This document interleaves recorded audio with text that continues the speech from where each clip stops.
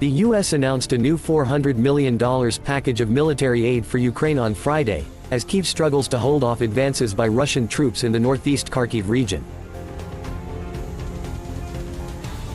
This is the third tranche of aid for Ukraine since Congress passed supplemental funding in late April after months of gridlock.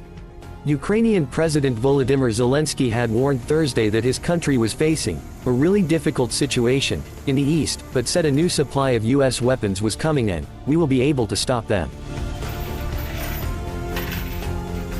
The package includes high-mobility artillery rocket systems HIMARS and rockets for them, as well as munitions for Patriot and National Advanced Surface-to-Air Missile Systems, artillery, anti-aircraft and anti-tank munitions, and an array of armored vehicles, such as Bradley and mine-resistant ambush-protected vehicles.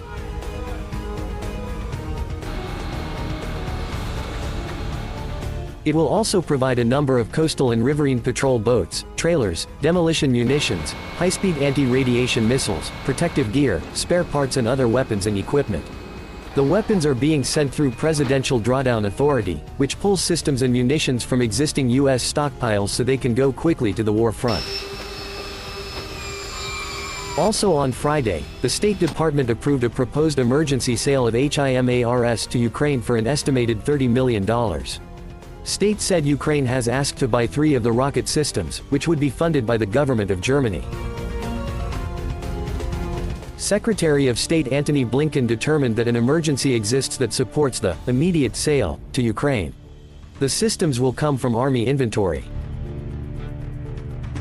White House National Security spokesman John Kirby said Friday that the latest package of military aid was intended, in part, to help Ukraine fend off the surging Russian effort to capture Kharkiv, Ukraine's second-largest city. Kirby noted that Russia has already launched initial incursions into areas around the towns of Vovchansk and Liptsy, near Kharkiv. It is possible that Russia will make further advances in the coming weeks, but we do not anticipate any major breakthroughs, Kirby said. And over time, the influx of U.S. assistance will enable Ukraine to withstand these attacks over the course of 2024. The U.S. has now provided about $50.6 billion in military assistance to Ukraine since Russia invaded in February 2022.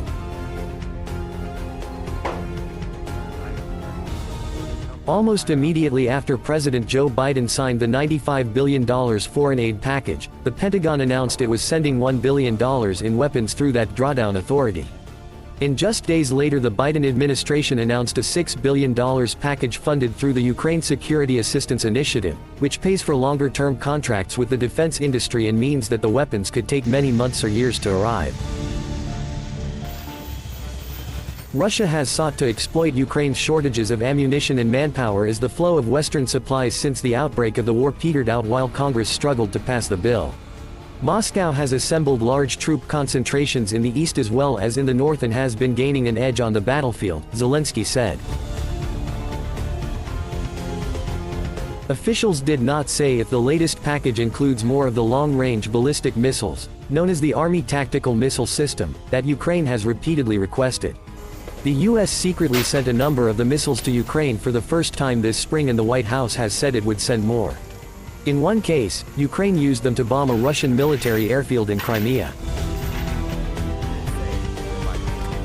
The new missiles give Ukraine nearly double the striking distance, up to 300 kilometers (190 miles) than it had with the mid-range version of the weapon that it received from the U.S. in October.